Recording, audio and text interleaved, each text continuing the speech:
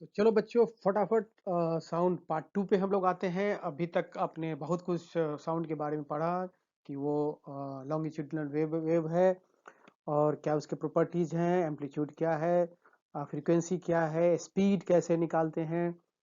आज हम बात करेंगे reflection of sound, echo and reverberation, use of multiple reflection of sound, range of hearing, infra sound, ultrasound, structure of human ear, structure of human ear and exercises question 1 to 8। Rest question जो है वो part 3 में है।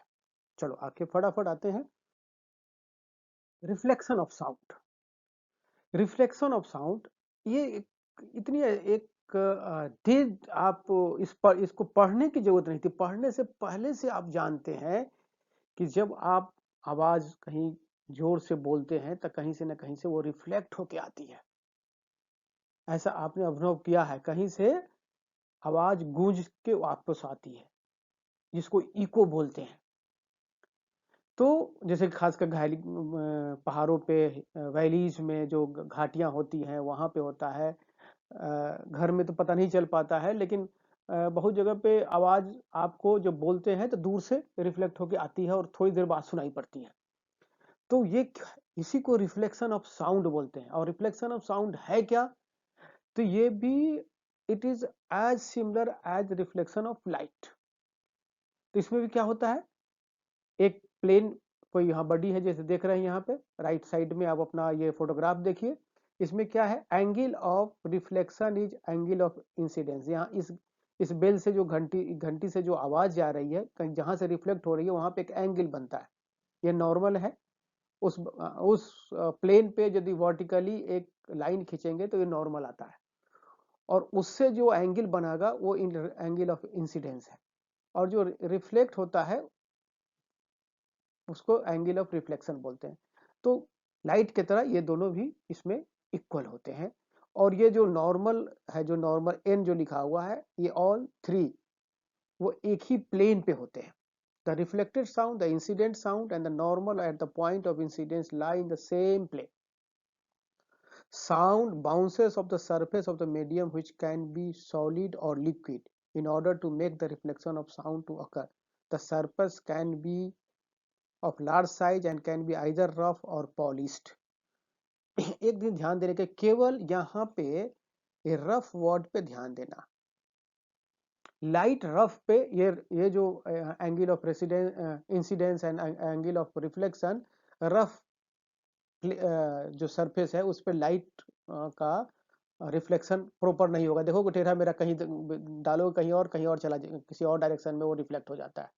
तो उसमें rough, उसमें हमेशा polish and चिकना सरफेस चाहिए जहां से लाइट रिफ्लेक्ट हो। But sound can reflect from rough and polish both, दोनों जगह से हो सकता है। और ये तीनों normal, angle of incidence of sound and the point of incident, point of ये रिफ्लेक्शन, सारे एक ही प्लेन में होगा।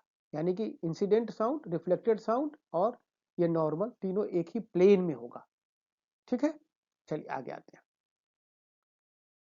दो शब्द है, इको एंड रिवर्बरेशन। जब आप पहाड़ पे, खासकर पहाड़ पे आसान से टेस्ट हो जाता है, तो इसीलिए पहाड़ का, हिल्स का या वैली का हम लोग एग्जाम्पल इसलिए देते हैं कि जब आप जोर से आवाज देते हैं तो देखते हैं कि थोड़ी देर बाद वो सॉरी, वो आपको रिटर्न आवाज सुनाई देती है।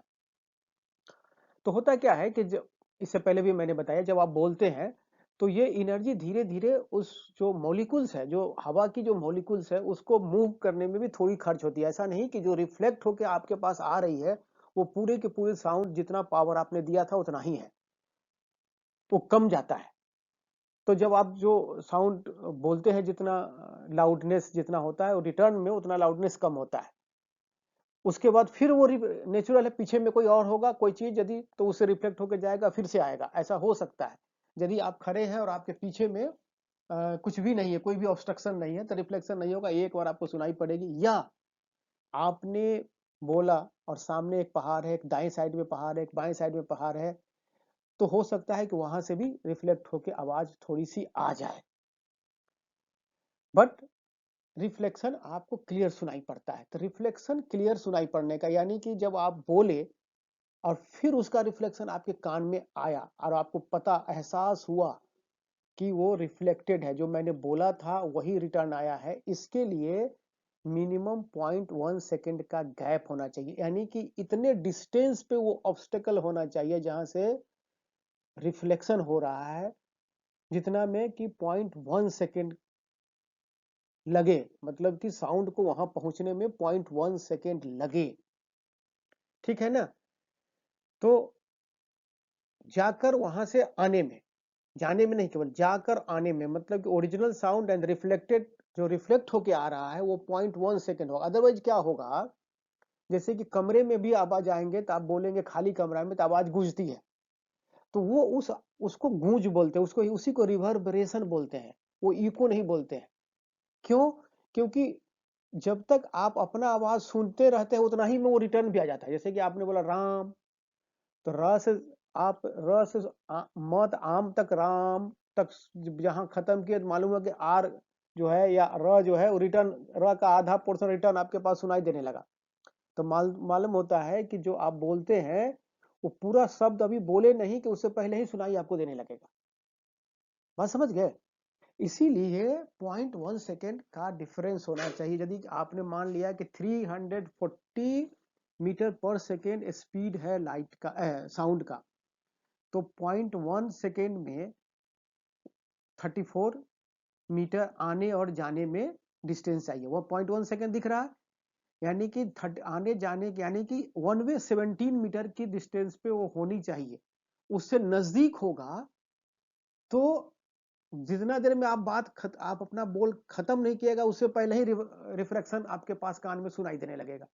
और आपका जो माइंड है, आपका जो दिमाग है, क्योंकि आप जो सुनते हैं वो फिर प्रोसेस करता है कौन? आपका माइंड प्रोसेस करता है। तो माइंड जब तक प्रोसेस करेगा तब तक दूसरा सुनाई पड़ेगा, तो उसको एक, मतलब कि उसको डिफरेंस नहीं करना पड़ेगा कि हमने बोला क्या था और रिफ्लेक्शन होके आया क्या था। इसको गूंज बोलते हैं। और उसी तरह में जब पूरा दीवार चारों तरफ, घर बिल्डिंग रूम में ऊपर छत है, साइड में दीवार है, आगे पीछे चारों तरफ से दीवार होगी, तो चारों तरफ से आएगी आवाज और आपको सब मिक्स हो जाएगा और गूंजने लगेगा, उसको बोलते हैं गूंज, उसको रिवर्बरेशन बोलते हैं। तो गूंज और इको में यही डिफरेंस है कि इको हम उसी को बोलेंगे जिसमें कि जो हमने बोला या जो भी साउंड हमारा निकला वो हमें पूरी क्लियरली सुनाई दी। और उसके लिए जहां से रिफ्लेक्ट होके आ रहा है वहां पे हमारा साउंड को जाने और आने में 0.1 सेकेंड मिनिमम लगना चाहिए। ये ऑलरेडी लेबोरेटरी में प्रूव किया हुआ है कि 0.1 सेकेंड से ऊपर ही होना चाहिए। 0.1 सेकेंड या उससे नीचे होगा तो आपको वो मिक्स टाइप का सुनाई पड़ेगा, आप बहुत क्लियर नहीं कर पाएंगे कौन इको था और कौन आपने बोला। तो to hear a distinct echo, the time interval between the original sound and the reflected one must be at least 0.1 second. ठीक है? और रिवर्बरेशन क्या कहते हैं? जब बीसीसी बिग हॉल में जब आप बोलते हैं और चारों तरफ से आवाज आपके पास आती जाती है रिपीटेड बार बार, क्योंकि आप मान लीजिए राइट साइड के दीवार से आया, आपके कान में भी आया और वो लेफ्ट साइड की दीवार तक भी गया, फिर वहां से वही रिफ्लेक्ट होके आया। आप समझ में नहीं पा रहे हैं कि किधर से रिफ्लेक्ट होके आ रहा है और बहुत बार बोलने से पहले ही आपको सुनाई दे रही है। तो the sound created in a big hall with will persist by repeated reflection from the walls until it is reduced to a value where it is no longer audible। बार बार होते होते वो क्या होता है, उसका पावर घटता है, लेकिन वो आपको आप पता नहीं लगा पाएंगे, आपका माइंड पता नहीं लगा पाएगा कि कौन ओरिजिनल था आपने जब बोला था और कौन रिफ्लेक्टेड वेव है, रिफ्लेक्टेड साउंड है। तो उसको रिवर्बरेशन बोलते हैं। एक क्वेश्चन है, an echo return in 3 second, what is the distance of the reflected surface from the source given that the sound speed of the sound is 342 metre पर second? तो कितने देर में रिटर्न आता है? 3 सेकेंड में, यानी कि 1.5 सेकेंड। देखिए जान लीजिए, जितना देर जाने में लगेगा उतना ही देर आने में लगेगा। ये स्टैंडर्ड फॉर्मूला है, आपको मान लेना पड़ेगा। ये प्रूफ भी किया हुआ है कि जितना देर में जाता है उस जगह पे उतना ही देर में आता है, क्योंकि सारे में कुछ कुछ तो चेंज हो नहीं रहा है, मीडियम वही है। अब आप बोलोगे कि वो 1.5 सेकेंड के बाद ही कुछ हो गई, अलग बात है। तब अदरवाइज नॉर्मल कंडीशन यदि मेंटेन होगा तो जितना देर में वो ऑब्स्ट्रक्शन रिफ्लेक्स जाएगा, इंसिडेंस होगा और आपके पास रिफ्लेक्ट होके आएगा, वो बराबर होगा। तो इसका मतलब क्या हुआ कि वो 1.5 सेकेंड में वहां पहुंचा ऑब्स्ट्रक्शन तक और फिर 1.5 में आया। तो आप स्पीड कितना है 342, तो आप इसको क्या करेंगे 1.5 से मल्टीप्लाई कर देंगे, तो आपको पता चल गया कि कितना 513 मीटर पे 513 मीटर पे वो ऑब्स्ट्रक्शन है जहां से वो रिफ्लेक्ट होकर आया। क्लियर इसमें दिया हुआ है, बात समझ गए। 3 सेकंड में आपको सुनाई दे रहा है, इसका मतलब कि 1.5 सेकंड जाने में 1.5 सेकंड आने में लगा। तो स्पीड 342 मीटर पर सेकंड है, तो 1.5 से मल्टीप्लाई कर दिए। हैं सब इंटेलिजेंट हो, समझ रहे हो बात मेरा? वेरी गुड, बहुत अच्छा, आगे बढ़ते हैं। Use of multiple reflection of sound, इसका हम लोग कहाँ कहाँ इस्तेमाल करते हैं? जनरली गाने म्यूजिक हॉल में इसको इस्तेमाल करते हैं, लेकिन बड़ी इंटेलिजेंटली इसको इस्तेमाल करते हैं। उसमें कुछ साउंड ऑब्जॉर्बेंट भी लगाते हैं, उसके छतों को थोड़ा देखिएगा सिनेमा हॉल के छत को थोड़ा सा कर्व बनाया जाता है। तो the multiple reflection of sound waves are known as reverberation short by reverberation. Musically it is use to make singing and instrument sound bigger and more, क्योंकि वो चारों तरफ से होके आएगा, बट वो उस तरीके से उसको डिजाइन किया जाता है कि वो बार बार रिफ्लेक्ट ना हो। समझ गए? तो उसको इस म्यूजिक हॉल में यदि खुले में यदि कोई गाना होता है और हॉल में आप सुनिएगा तो हॉल में आपको बेहतर लगेगा, बट उसमें साउंड एब्जॉर्बमेंट लगता है कि जो बार बार रिफ्लेक्शन है, बार बार वाले रिफ्लेक्शन को, क्योंकि बहुत कम जगह है, बहुत छोटा जगह है, तो बार बार रिफ्लेक्शन करने की संभावना रहती है। तो एक बार छत से रिफ्लेक्ट होकर नीचे आया तो देखिएगा अगल बगल में उसके साउंड जो दीवार है उसमें साउंड एब्जॉर्बेंट लगे रहते हैं, वहां पे जाकर वो एब्जॉर्ब हो जाते हैं, वो फिर आपके मकान तक नहीं आता है। या बहुत सारे लोग बैठे हुए हैं तो उसमें भी लोग भी एब्जॉर्ब कर लेते हैं। तो why are the ceiling of concert halls curved, अभी जो अभी ने बताया कर्व्ड इसलिए होता है कि वो वहां से रिफ्लेक्ट होकर आपके कान यूनिफॉर्मली पूरे हॉल में आए, क्योंकि दीवार को क्या कहते हैं हम लोग, साउंड प्रूफ बनाते हैं दीवालों को। वहां से दीवार से रिफ्लेक्ट नहीं होगा, क्योंकि दीवार एकदम बगल अगल में रहता है, वो रिफ्लेक्ट होके आपको गूंज दूसरे टाइप का मैंने नॉइजी गूंज देगा। लेकिन आपको साउंड क्लियर और लाउड सुनाई देने के लिए हर जगह आपको कर्व बनाया जाता है, जिससे कि यूनिफॉर्मली पूरे हॉल में वो उसकी रिफ्लेक्शन आपको सुनाई पड़े। ठीक है, रेंज ऑफ हियरिंग, आप कितना फ्रीक्वेंसी की साउंड को आप सुन पाते हैं? तो स्टैंडर्ड ये है कि आप 20 हर्ट्ज से लेके 20,000 हर्ट्ज तक सुन पाते हैं। आपको सब कुछ सुनाई देने लगे तो आप पागल हो जाइएगा।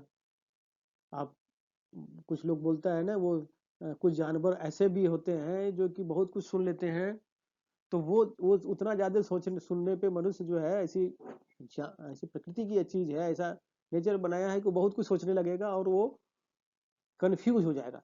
इसलिए ईश्वर ने उसे बनाया है कि कुछ पर्टिकुलर रेंज का ही वो सुन सके। तो वो रेंज क्या है 20 हर्ट्ज टू 20,000 हर्ट्ज। और 20 हर्ट्ज से नीचे की जो फ्रीक्वेंसी है उसको इंफ्रासाउंड कहते हैं। और इसमें राइनोसोरस वगैरह जो है वो वो 5 हर्ट्ज तक भी, राइनोसोरस जो है वो 5 हर्ट्ज तक भी सुन सकता है। वेल्स एंड एलिफेंट्स भी बहुत नीचे तक सुन सकता है, बहुत लो फ्रीक्वेंसी का। आपका डॉग सुन सकता है लो लो फ्रीक्वेंसी का।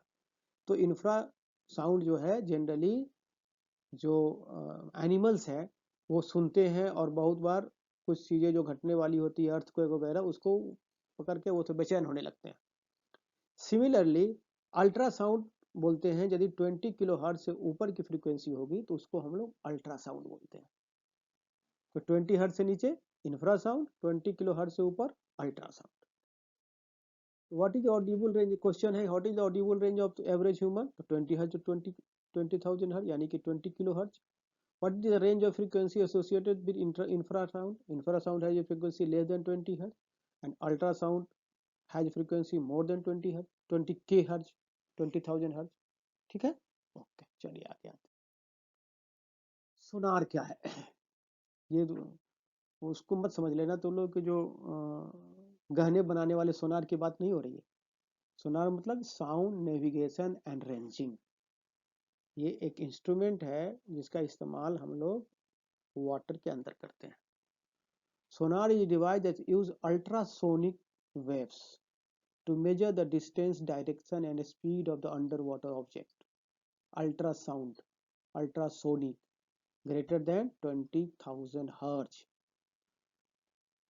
The above method is called echo ranging, क्योंकि ये क्या होता है 20,000 हर्ट्ज पे अपना जो भी मैसेज भेजता है और उसको रिसीव करके पता लगाता है कि अगल बगल में कुछ और जो है, या सी का डेप्थ कहाँ है, या कोई और जैसे कि हिल्स वगैरह है, समुद्र के अंदर भी बहुत हिल्स होते हैं, या कोई और दूसरा ऑब्जेक्ट है तो कितने दूर पे है या चल रहा है, सबमेरिन्स वगैरह कोई किसी दूसरे देश का है तो कितने स्पीड में चल रहा है। Sorry. The sonar technique is used to determine the depth of sea and locate underwater hills, valleys, submarine, icebergs, sunken ship, etc. तो सिंपल है, ये भी रिफ्लेक्शन का इस्तेमाल करता है। ये एक मैसेज भेजता है जिसका जो फ्रीक्वेंसी होता है एबव 20,000 हर्ट्ज होता है, और उसको रिसीव करता है तो कितना भेजा और कितना देर में रिसीव हुआ, क्योंकि वाटर के अंदर साउंड का आपको स्पीड पता है, उसके पे वो पता लगाता है कि कितने दूरी पे है। इस वो लगातार साउंड भेज के ये भी पता लगाता है कि कितने तेजी में आगे बढ़ गया। ठीक है, तो इस तरह से स्पीड, डायरेक्शन, किस डायरेक्शन से आ रहा है, कितने डिस्टेंस पे है, ये पता चल जाता है सोनार से। ठीक है, क्वेश्चन आंसर है A submarine emits a sonar pulse which returns from an underwater cliff in 1.02 seconds. If the speed of sound in salt water is 1531 meter second far, how far away is the cliff? देखो, एक again फिर से मैं कहूंगा, कितने देर में वो return आता है 1.02 सेकेंड, यानी कि जाने और आने में कितना टाइम लगा 1.02 सेकेंड। तो इसका हम डिवाइड करेंगे 2 से, तो उतना सेकेंड जाने में लगा, तो वो क्या हो रहा है 0.51 सेकेंड। यहाँ देखो, तो डिवाइड करोगे तो 0.1, तो 0.51 सेकेंड जाने में लग रहा है और 0.51 सेकेंड आने में लग रहा है। तो साउंड की स्पीड क्या है, साउंड की स्पीड है 1531 मीटर पर सेकेंड। तो उसको डिस्टेंस निकालना सीधे, डिस्टेंस कितना होता है speed into time, time 0.51 second लगा, 1531 स्पीड है मीटर 1531 मीटर पर सेकेंड, तो निकल गया, सिंपल सा। 780 मीटर 780.8 मीटर पे वो अवेलेबल है। ठीक है, structure of human ear structure, इसमें क्या है, it allows us to convert pressure variation in air with audible frequency into electric signal. कान जो है सुनता नहीं है। आंख जो है वो देखता नहीं है। आंख और कान दोनों जो है वो सिग्नल जो है उसको इलेक्ट्रिक सिग्नल में कन्वर्ट करता है। सुनता दिमाग है और वो एनालिसिस करता है कि है क्या ये। इसका काम क्या है, जो तुम्हारे कान पे कोई आवाज कहीं से आ रही है, ये जो कान का देखो टेढ़ा मेढ़ा अलग अलग तरीके से बना हुआ है, इसके बहुत सारे नाम होते हैं, इसको बढ़िया से बुक में पढ़ लेना। और इसका काम है वो रिफ्लेक्ट करके, रिफ्लेक्शन के द्वारा वो थोड़ा सा वो लाउडनेस बढ़ा देता है। मल्टीपल रिफ्लेक्शन कान के अंदर होता है और वो फाइनली इलेक्ट्रिक सिग्नल में बदल देता है। और दिमाग को वही इलेक्ट्रिक सिग्नल का, दिमाग के अंदर जितने सिग्नल चलते हैं वो सब इलेक्ट्रिक होते हैं। जैसे आंख को भी, आंख क्या करता है वो लाइट सिग्नल को इलेक्ट्रिक सिग्नल में बदल देता है। ठीक है, तो उसी तरह से ये साउंड सिग्नल को इलेक्ट्रिक सिग्नल में बदलने का काम करता है। फाइनली जो सुनता है वो दिमाग ही सुनता है दोस्त, देखता भी है तो दिमाग ही देखता है। ये सब ये उस तरह से जैसे माइक है, ठीक है, या रिसीव, ये तुम्हारा ईयरफोन लगाए हुए हो, ये ईयरफोन सुनता नहीं है, ये क्या करता है जो इलेक्ट्रिक सिग्नल आया है उसको साउंड सिग्नल में बदल देता है। ये बोल थोड़े रहा है दोस्त, बोल तो कोई और रहा है, बोल हम अभी रहे सुन रहे हो तुम, ये बीच में जो जो तुम्हारा एक सिग्नल को दूसरे सिग्नल में चेंज कर रहा है, वो वो काम कान का करना है। कान क्या करता है, साउंड सिग्नल को इलेक्ट्रिक सिग्नल में चेंज करता है। What is the sound and how is it produced? Sound is defined in vibration that travel through the air or another medium, is an audible mechanical wave. पहले ही से पढ़ रहे हो. It is produced from vibrating body. The vibrating body causes the medium around it to vibrate, thus producing sound. ठीक है, तो इसका definition है, इसको बढ़िया से रट जाना, समझ के रटना दोस्त, समझ के रटा करो, और ये उसको इसको फिर याद करके मैंने ढंग से लिखा करो। Describe with the help of diagram how a compression and rarefaction are produced in air near a source of sound. ये क्वेश्चन स्टार्ट हो चुके हैं, एग्जाम्पल्स के दूसरा क्वेश्चन है, इसीलिए पहले से आपको चल रहा है, जो पिछला बार में पढ़ा है वो भी है। When a vibrating body moves forward, it creates a region of high pressure. कल हम बताए, जब आप उसमें ट्यूनिंग फॉर्क में आप मारते हो तो अपने जहां वो था पहले मारने से पहले उससे बाएं दाएं हिलता है, और जितना ही तेजी में हिलेगा वही उसकी फ्रीक्वेंसी होगी। तो जो दाहिने की तरफ आता है तो दाहिने एयर को प्रेशर करता है, बाएं में आता है तो बाएं तरफ के एयर को प्रेशर करता है, और दाहिने में प्रेशर करके फिर वापस आता है तब बाएं की तरफ जाता है। तो जब वो दाहिने की तरफ प्रेशर करता है उस समय कंप्रेशन होता है, और जब वो वापस आ जाता है तो वो रेयरफैक्शन होता है। ठीक है, तो when vibrating body moves forward, मान लीजिए दाहिने को फॉरवर्ड बोलोगे, दाहिने साइड में जाने को, तो बैकवर्ड बाएं साइड को बैकवर्ड बोलो, तो it creates a region of high pressure in its vicinity. This region of high pressure in nose compression, when it moves backward it creates a region of low pressure, क्योंकि तुरंत जैसे ही आया वहां जगह खाली हो गई तो वहां लो प्रेशर बन गया। This region is known as rarefaction. As the body continues to move forward and backward it produces series of compressions and rarefactions. ठीक है, cite an experiment to show that sound needs a material medium for its propagation. ये book में बताया है, पहले से जान लो कि वो एक जार में पहले हवा भरा हुआ है, और उसमें किसी चीज को बजाओगे और बाहर से सुनोगे तब तुम्हें आवाज आएगी, और जो उस जार से हवा को निकाल दिया, वैक्यूम क्रिएट करके फिर उसको बजाते हैं तो आवाज सुनाई नहीं पड़ती है, तो उसी को यहाँ से डिटेल्स लिखा गया है। Bell jar experiment demonstrate the sound needs a medium of its propagation. Take an electric bell and an ear, इसको थोड़ा अपने से फोटोग्राफ बना लेना। ठीक है, take an electric bell and air tight glass bell jar connected to a vacuum pump, suspend the bell inside the jar and press the switch of the bell. You will able to hear the bell ring. Now pump out the air from the glass jar. The sound of the bell will become fainter and after some time the sound will not be heard. This is so because almost all air has been pumped out. This shows that sound needs a material medium to travel. बहुत simple सा इसका exam ये है, answer है, बस इसका photo बनाना होगा तुम्हें। फोटो मैंने नहीं बनाया, कुछ काम तुम्हारे लिए भी छोड़ रहा हूं। चलो, question number 6। Flash and thunder are produced simultaneously, but thunder is heard a few seconds after the flash is seen. Why? बरसात के दिनों में देखते होगे कि जो थंडरिंग होता है उसकी आवाज तुम्हें बाद में सुनाई पड़ती है, लाइट की आवाज पहले सुनाई पड़ती है। गोली चलता है तो देखोगे कि पटाखा जो उठता है आसमान में, शादी ब्याह में देख रहे होगे, दूर से दिख जाता होगा लाइट, आवाज बाद में सुनाई पड़ती है। रीजन सिंपल है, लाइट की स्पीड और साउंड की स्पीड। लाइट की स्पीड बहुत अधिक होती है, वो जल्दी से जल्दी तुमको दिख जाता है, और साउंड की स्पीड कम होता है तो उसको टाइम लगता है। The speed of sound in the air is 344 meter per second and the speed of light is 3 into 10 to the power 8 meter per second. The speed of light is less when compared to that of light. Due to this reason, thunder takes more time to reach the earth as compared to the light speed which is faster. Hence, lightning is seen before whenever we hear the thunder. Simple सा answer है दोस्त, अपने language में इसको लिख डालना है। चलो आते हैं। A person has hearing range of 20 Hz to 20 kHz. What are the typical wavelength of sound waves in air corresponding to these two frequencies? अब देखो,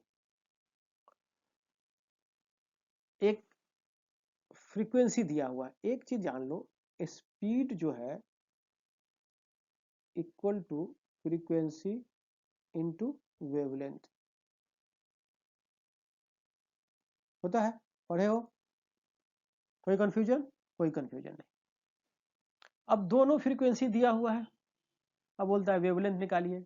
यहाँ पे तुमको कोई स्पीड, साउंड की स्पीड नहीं दिया हुआ है।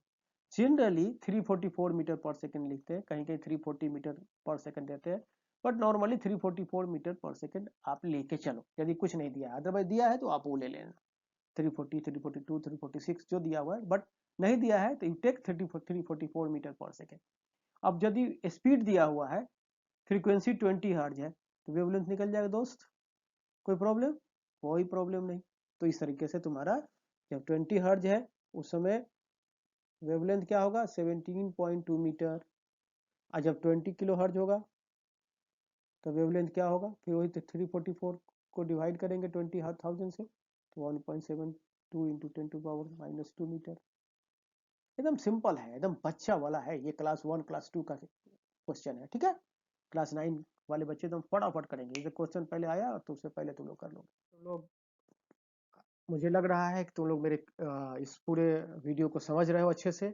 अपने इसको सब्सक्राइब करो, अपना कमेंट्स करो, लोगों बच्चों में, दोस्तों में शेयर करो, और सजेशन दो भाई। है, मैं रेगुलर टीचर नहीं हूँ, I will try to, but मेरी कोशिश है कि अच्छे से अच्छे बताए, अच्छे से अच्छे पढ़ाए। ठीक है, चलो, ओके, थैंक यू।